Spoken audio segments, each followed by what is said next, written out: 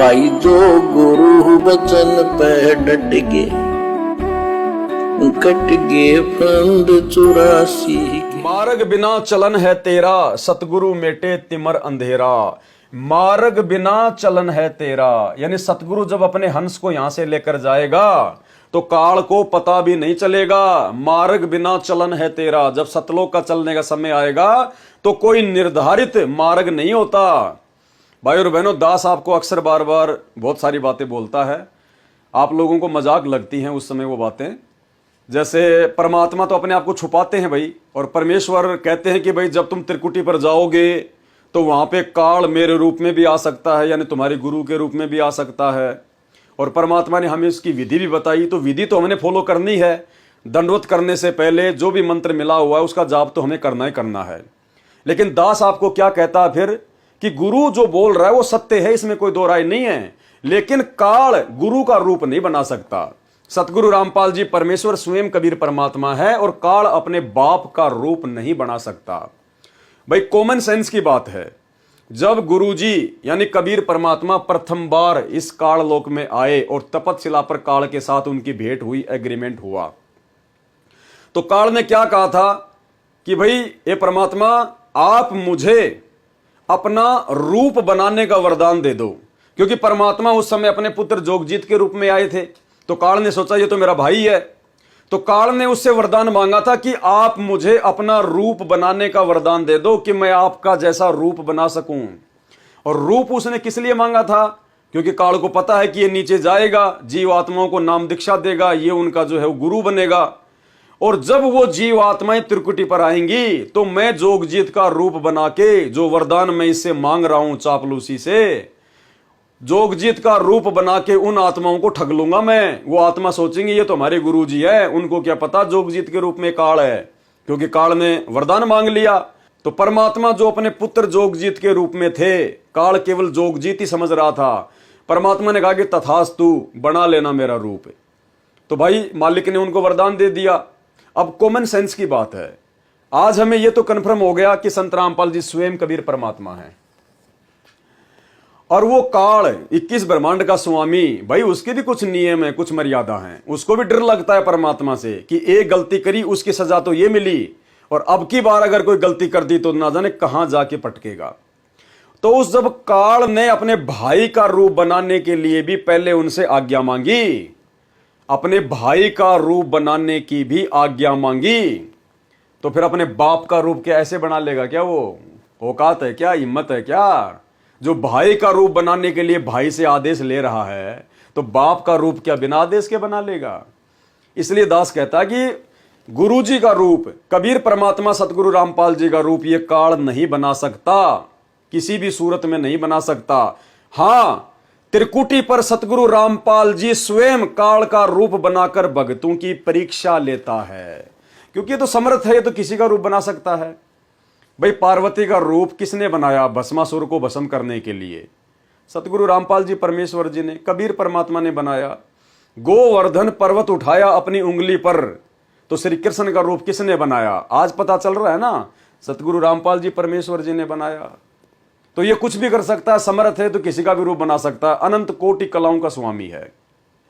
तो जो आत्माएं इस पृथ्वी लोक पर सतगुरु की शरण में आने के बाद सतगुरु के वचन को महत्व नहीं देंगी, सतगुरु के भक्ति मार्ग को सीरियस नहीं लेंगी, ज्ञान को आधार बनाकर भक्ति नहीं करेंगी, बात बात पर मर्यादा तोड़ेंगी, जैसे कि सतलोक आश्रम मैनेजमेंट हरियाणा और आश्रमों से जुड़ी हुई संगत, कभी देह दान, कभी रक्तदान, कभी कांग्रेस को वोट, कभी बीजेपी को वोट, कभी प्रधानमंत्री की रैली, कभी किसका समर्थन, कभी जाट आरक्षण में, धरने में, रैलियों में, प्रदर्शनों में अपने दान उनको चंदे के रूप में देना, गुंडों की सीबीआई जांच करवाना, गांव वालों के लिए स्टेडियम बनाना, कबड्डी की टीम को 31,000 रुपए देना, ये सारे उल्टे क्रम काल प्रेरणा से सतलोक आश्रम मैनेजमेंट हरियाणा कर रहा है, संगत कर रही है। क्योंकि संगत उनको सहयोग दे रही है, ज्योति पाठ का पैसा दे रही है, उस पैसे से सारे वो उल्टे काम कर रहे हैं, तो दोनों के दोनों ही वो दोषी हैं। तो आज वो परमात्मा के वचन को तोड़कर भक्ति कर रहे हैं। तो जो आत्माएं इस पृथ्वी लोक पर गुरु के वचन को तोड़कर भक्ति करेंगी, उन आत्माओं को तो परमात्मा ने फैल करना ही पड़ेगा। तो उन आत्माओं को जो अमर्यादित हैं और गुरु की भगत भी हैं, उनको परमात्मा त्रिकुटी पर काल का रूप बना के फैल करेगा। वहां वो चाहे कितने मंत्र कर लो, कितने दंडवत कर लो, वहां परमात्मा उनको नहीं बख्शने वाला, क्योंकि मालिक ने फैल तो करना ही है। गुरु अपने मुंह से तो कहेगा नहीं तू फेल हो गया। 650 साल पहले हम सब फेल हो गए थे। क्या गुरुजी ने कभी कहा कि बच्चों तुम फेल हो गए? कभी नहीं कहा। मालिक को पता था कह दूंगा तो इनका मन टूट जाएगा, आज ही भक्ति छोड़ देंगे।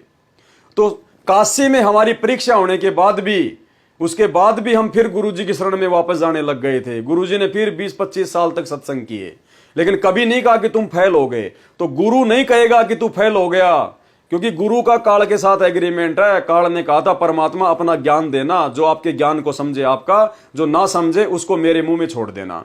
तो परमात्मा तो अपने वचन का पक्का है। तो जो आत्माएं धरती पर सतगुरु की शरण में आने के बाद मर्यादा तोड़कर भक्ति करेंगी, उनको फैल करने के लिए परमात्मा त्रिकुटी के रास्ते उनको लेके जाएगा और वहां उनको फैल करेगा, और जहां भी फिर डालना है परमात्मा उनको डालेगा। लेकिन जो सत भगत होगा, जो गुरु को परमात्मा अपने हृदय से मान चुका होगा और गुरु की मर्यादा के लिए अपना शीश भी कटवा देगा, ऐसे आत्माओं के लिए परमात्मा कह रहे हैं कि मार्ग बिना चलन है तेरा। ऐसे आत्माओं को परमात्मा त्रिकुटी पर लेके नहीं जाएगा, धर्मराज के दरबार में लेके नहीं जाएगा। परमात्मा बाईपास करेगा। तुम कर दो पल में पार हो जा रजा तेरी। गुरुजी सत्संग में कहते हैं काल को तो पता भी नहीं चलेगा जीव कौन से रास्ते से गया। सुनिए सत्संग। बिन ही पंखों उड़े गगन को, चाल चाल विहंग रे। दिव्य दृष्टि तो दर्श करते हैं हरदम कला उमंग रे। कि जब तू यहां से चलेगा परमात्मा तुझे ऐसे ले जाएगा जैसे बिन पंखों के, बगैर किसी उसके ऐसा जाएगा, एक सेकंड में काल को तो पता भी नहीं लगेगा जीव गया कौन से रास्ते थे। ऐसे तरीके से मालिक आपको ले जाएगा। कहते हैं धर्मराज दरबार में दे कबीर तलाक, मेरे भूले चूके हंस को तू पकड़िए मत कजाक। फिर कहते हैं चुंबक हमारा रूप है और ये लोहे रूपी प्राण, और धर्म राय तेरी बंद ले उड़ू अचान। कि मैं ऐसे ले जाऊंगा अपनी प्यारी आत्मा को, पहले उनको तैयारी करवाओगे, इन्हें पता भी ना लगने दे। यहाँ पर कोई महसूस नहीं कर सकता ये परमात्मा है या क्या संत हैं, क्योंकि इस काल में भी धोखे में रखते हैं परमात्मा। इसलिए तो आदरणीय गरीबदास नानक साहब जी ने कहा ये ठगवाड़ा ठगी देश खरा सियाणा वो होता बार, ये दानक रूप रहा करता। कहते ये ठगवाड़ा, ये किसी को पता नहीं लगने देता, ये इसको कोई नहीं पहचान सकता, ये भगवान बैठा, लोगों भगवान बैठा। तो भाई और बहनों, सत्संग सुन के यकीन हो गया होगा कि त्रिकुटी के रास्ते वही आत्मा जाएंगी जो अमर्यादित होंगी, जिनको परमात्मा ने फैल करना होगा। और जो मर्यादित सच्चा भगत होगा, जिसकी रिहर्सल 7 संगतियों में हो रही है, उसको परमात्मा बाईपास लेके जाएगा। जैसे आजकल हर शहर में एक बाईपास होता है, रिंग रोड। लंबे रूट की जो बसें होती है ना, वो शहर के अंदर नहीं जाती, वो बार बार रुकना चलना, रेड लाइट भीड़, इसमें नहीं फंसती, वो बाईपास निकल जाती है बिना किसी रोक टोक के। तो मर्यादित भक्तों को सतगुरु ऐसे पार करेगा, और जो अमर्यादित भगत होंगे उनकी छटनी कर देगा। एक इंटरव्यू दास ने आपको पहले भी दिखाया था, अब भी दिखा देता हूं। इंटरव्यू लेने वाला भी सतलोक आश्रम मैनेजमेंट हरियाणा वाला, इंटरव्यू देने वाला भी सतलोक आश्रम मैनेजमेंट हरियाणा वाला। और वो क्या कह रहा है कि मुझे गुरुजी ने दिखाया कि गुरुजी यहां से भक्तों को जहाज में भर के लेके जाते हैं और ऊपर मानसरोवर पर लेके जाते हैं। वहां गुरुजी भक्तों को 2 लाइन में खड़ा कर देते हैं। जो भगत मर्यादित होते हैं उनको अलग, और जो अमर्यादित होते हैं उनको अलग। सुनिए इंटरव्यू। जो मगर तार बताते हैं परमात्मा सत्संग के अंदर, उस मगर तार पे भी चढ़ता हूँ। कई बार परमात्मा बोलते हैं कि मैं जहाजों से भर के ले जाऊंगा, तो एक समुद्र पे परमात्मा का जहाज आता है, उसमें कई जनता इकट्ठी हो जाती है और परमात्मा उसमें 2 लाइन लगवाते हैं। और कितने उसमें मतलब उस जहाज में बिठाने के लिए छटनी होती। जो पूर्ण भगत है उनको मतलब अलग किया जाता है, और जो थोड़े कच्चे रहते हैं उनको अलग किया जाता है। परमात्मा ने मुझे ये दर्शन भी दिखाया है। तो भाइयों और बहनों, मन में कोई शंका नहीं होनी चाहिए, और मन में एक भय भी उत्पन्न हो जाना चाहिए कि ये सूक्ष्म भक्ति है, ये सूक्ष्म भक्ति है, यहां परमात्मा कुछ नहीं कहेगा क्योंकि काल के साथ एग्रीमेंट है। लेकिन जब वहां जाएंगे ऊपर तो यस नो, रिजेक्ट सेलेक्टेड। यहां तो हम 100 बहाने बना लें, वहां कोई नहीं सुनेगा, कोई बहाना नहीं चलेगा। इसलिए बड़े भाग से हमें कबीर परमात्मा सतगुरु रामपाल जी मिल गए हैं। इस फोटो को घर से बाहर निकाल दो, गुरु को भगवान मान लो, घर को आश्रम बना लो, ज्ञान को आधार बना लो। अगर किसी आश्रम में जाओ तो उस समय जाओ जब तुम्हारा गुरु हिसार जेल से बाहर आ जाए, तब तक किसी के धार्मिक धंधे में सहयोगी मत बनो। कुपात्रों को ज्योति पाठ दान का पैसा देके अपने कर्म मत फोड़ो। तो भाइयों और बहनों, ये वाणी यही कह रही है कि मार्ग बिना चलन है तेरा, सतगुरु मेटे तिमर अंधेरा। सरलार्थ, जैसे पक्षी एक स्थान से दूसरे स्थान पर उड़कर जाता है, ऐसे सतगुरु का भगत विहंगम मार्ग से जाता है, उसका कोई निर्धारित मार्ग नहीं होता। इसको कहा है भगत का मार्ग के बिना प्रस्थान होता है। क्यों भाई? गुरुजी तो हर सत्संग में कहते हैं कि आपको पहले मूल कमल में जाना पड़ेगा, फिर आपको स्वाद कमल में जाना पड़ेगा, फिर आपको नाभि कमल में जाना पड़ेगा, फिर आपको हृदय कमल में जाना पड़ेगा, फिर आपको कंठ कमल में जाना पड़ेगा, फिर हम त्रिकुटी पर जाएंगे, फिर वहां हम इस काल का ऋण चुकाएंगे, धर्मराज के दरबार में जाएंगे, फिर हम 11वां द्वार पार करके अक्षर पुरुष के लोक में जाएंगे, फिर उसका ऋण चुकाएंगे, फिर हम भंवर गुफा में जाएंगे, फिर सतलोक में जाएंगे। और यहां क्या कह रहे हैं गुरु जी? यहां क्या कह रहे हैं परमात्मा? जैसे पक्षी एक स्थान से दूसरे स्थान पर उड़कर जाता है, ऐसे सतगुरु का भगत कौन होता है? जो मर्यादा में रहता है, जो गुरु को भगवान मानता है, जो सतगुरु को ही परमात्मा मानता है, उसकी बात हो रही है। वो कैसे जाएगा?